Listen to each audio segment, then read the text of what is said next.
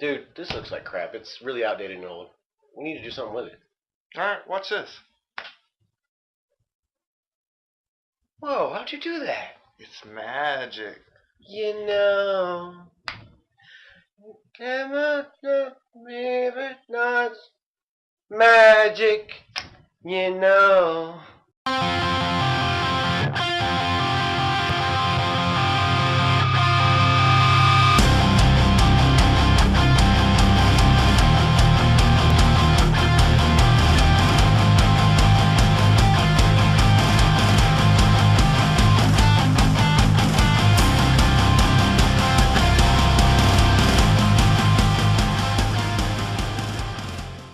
Welcome to the new RealGameReviews.com.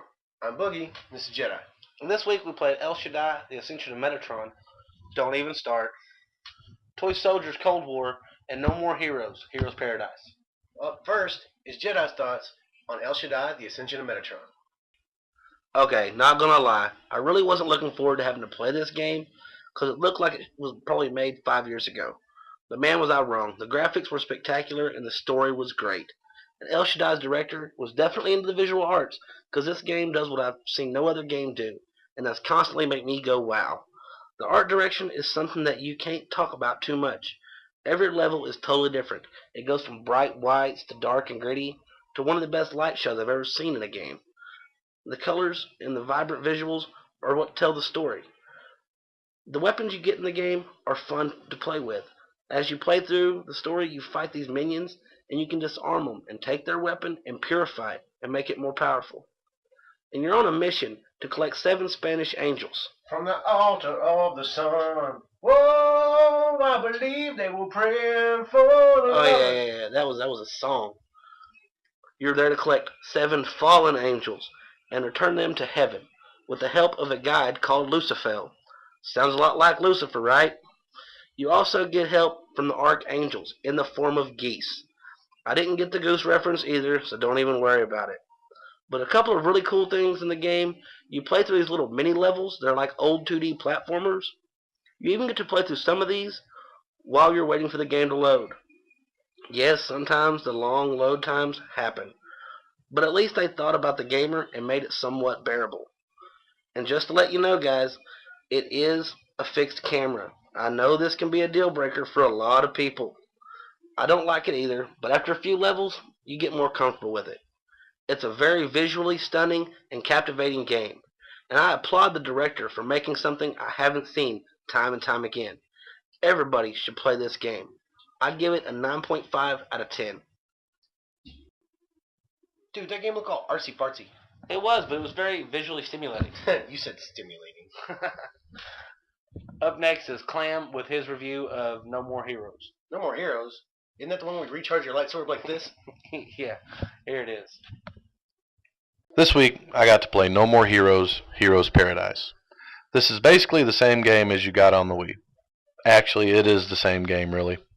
I never got to play the original, so this was a new experience for me.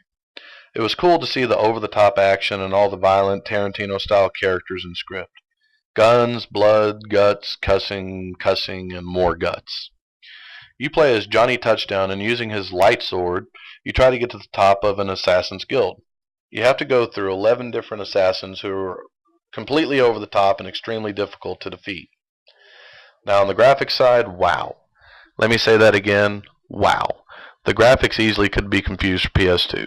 They might be designed to look old school, but if I wanted Wii graphics, I'd buy the Wii. I was looking for PS3 graphics and I came up SOL. The repetitive gameplay really takes away from what fun this game does have.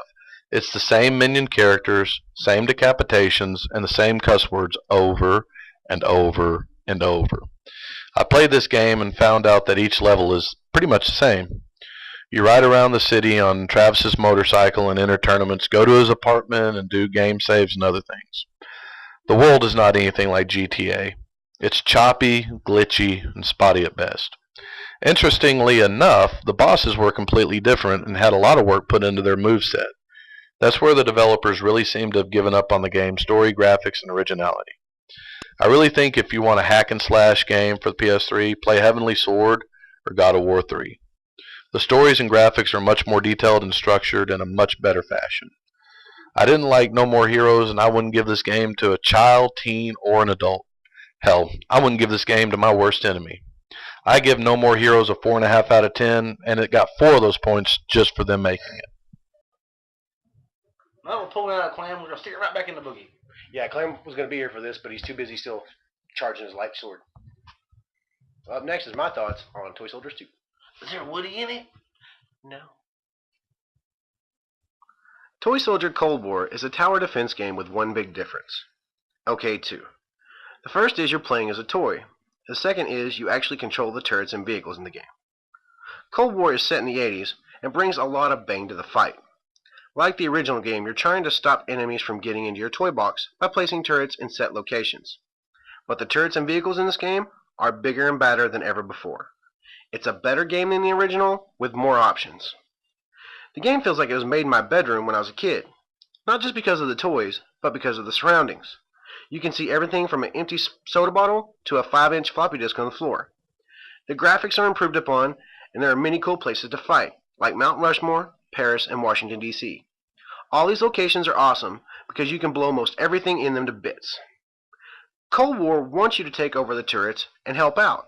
It gives you a reward for a lot of kills in a row, or killing an important person in a group. These are like kill streaks, but they call them barrage. You can get anything from artillery to an AC-130 to a Rambo look-alike toy that's invincible and has infinite ammo in his machine guns and rocket. These really come in handy to turn the tide of war to your favor. Also, if you think you might fail the wave, you can rewind it instead of starting the whole thing over. The only downside to the game is the cameras sometimes get lost behind objects, which makes it hard to see. It's hard to get your vehicles back on the charge pads also. You can play this game online or split screen with a friend as you could in the first game. But this game also has co-op, which is a great add-on to heighten the online gaming experience with friends. Overall, it's a great game, a must download, and well worth the $15. I give Toy Soldiers Cold War a 9 out of 10. Play this game. Man, Toy Soldiers looks awesome. I love running around like Rambo, you know. Yeah, it'd be fun, but Adrian! Right decade, wrong movie. Oh. Well, speaking of Rambo, do you still play Black Ops? Nah, I play Modern Warfare 2. Oh. Do you still have that picture of us? What picture? One, me and you, back to back? Yeah, I still got that picture. Y'all want to see it? What was that? Are you magic? You know, never believe it's not so. Stop that! What's wrong? Can I fix it? Alright, one more time to fix it. Speaking of RealGameReviews.com, you can check out our website today. It goes live. You can view all of our archive shows, our written reviews for each game we play, and international gaming news that's updated several times a day. Join us next week when we're going to review Deus Ex and the Call of Duty map pack. Watch next week.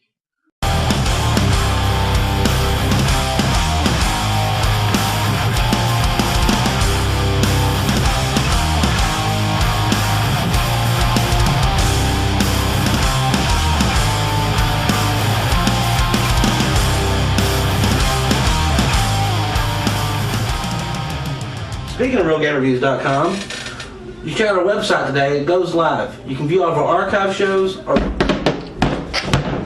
did I say now? No, it was Boogie. Because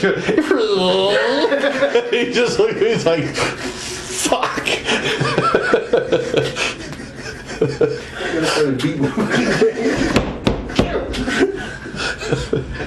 This looks awesome. Wait for the fucking signal. I was waiting for a signal. I was like, When he lifted his hand, he went like this, and I was like, okay, go ahead. Go! Go get this and go! Not down, up, go! We do it one more time? Okay, one more time.